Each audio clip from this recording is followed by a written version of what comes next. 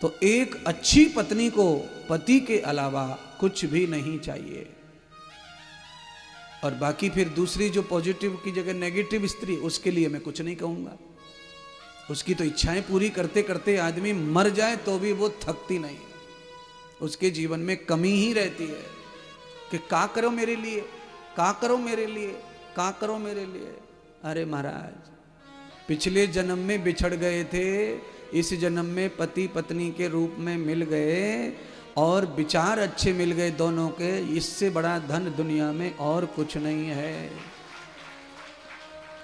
धन तो था नहीं, आया है, और धन था नहीं आया है और तुमने ही कमाया है, तो उसके पीछे क्या पड़ना है फिर? वो तो कमाया जा सकता है, आया जा सकता है, पर विचारों का क्या करना?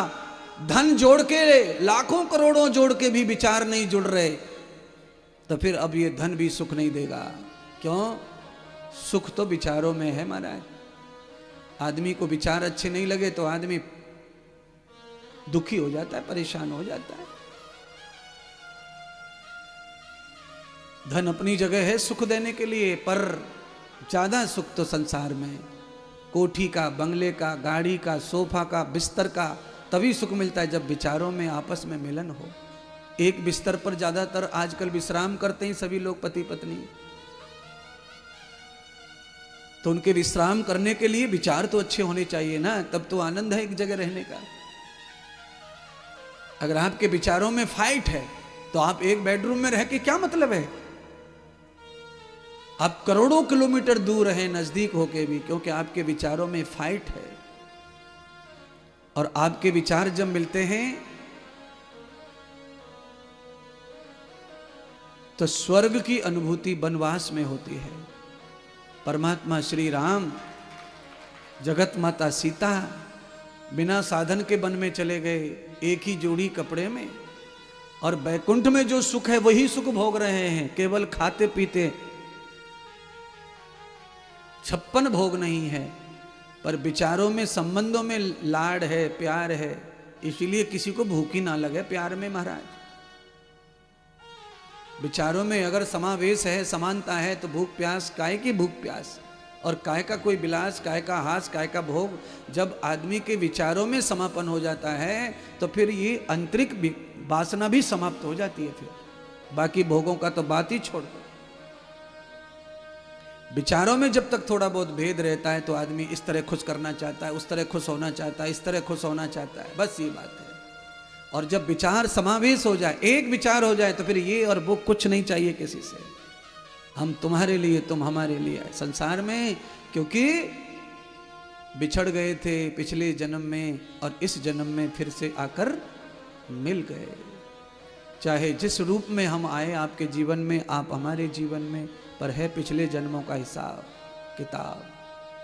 नहीं तो महाराज, लोग कहाँ कहाँ पैदा होते हैं और कहाँ कहाँ ब्याह होते हैं, कहाँ कहाँ जीवन जीते हैं।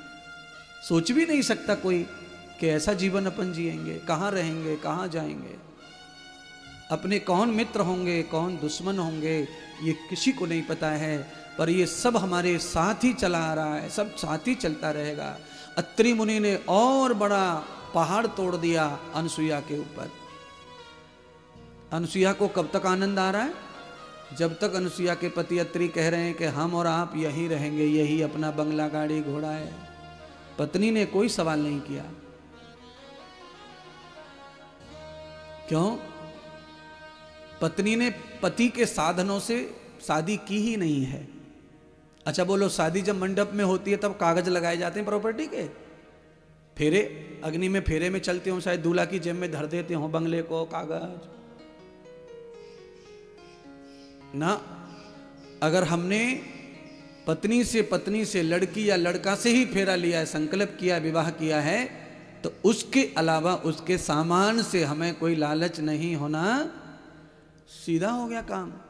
ऐसी कोई कपल, ऐसी कोई जोड़ी अगर हो कलयुग में, तो मैं तो साइन कर दूंगा, अंगूठा भी टेक दूंगा स्याही से, और ये कह सकता हूं कि वो जिंदगी में कभी दुख में नहीं रह सकते, कभी परेशान नहीं रह सकते। क्यों नहीं रह सकते?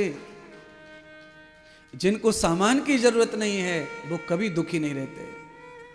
त्रविधो इंद्रियाणाम कृतम इंद्रियों का दमन करने से ही सुख पैदा होता है। आज आपके घर में कोई अच्छी चीजें हैं, आज खा पी के खत्म कर दो। और खा पी के खत्म करने का मतलब है मलमूत्र बन गया सामान का, अब कल क्या बाहर खाना है। अगर उसी सामान को आज आपने त्याग दिया तो कल आपको उपलब्ध होगा, शाम को उपलब्ध होगा, और मलमूत्र भी नहीं बना, जैसा कि वैसा ही रखा है फ्रिज में। दमन करने से आदमी चमन होता है, दमन करने से आदमी चमन होता है। अच्छा बोलिए, बीज को हम क्या करते हैं मिट्टी में? बोलो, दबाते हैं। दबाने का मतलब ही दमन है। तो बीज हम क्या करते हैं? एक बीज सरसों का, बाजरे का एक बीज दबाया, और दबने के बाद जब वो निकलता है तो 100 बीज लेकर, तो दमन में ताकत है, दमन में तेज है, दमन में शक्ति है, दमन में ज्ञान है, दमन में ऐश्वर्य है। आप जितना ज्यादा अपने आप को दमन करोगे उतना ज्यादा ऐश्वर्य आपका बिखरता जाएगा, बिखरता जाएगा, बिखरता जाएगा। और आप जितना खुद को बांट दोगे उतना ऐश्वर्य खत्म हो जाएगा। क्यों? तृप्ति तो है नहीं संसार में, शरीर की, दिमाग की, इन चीजों की।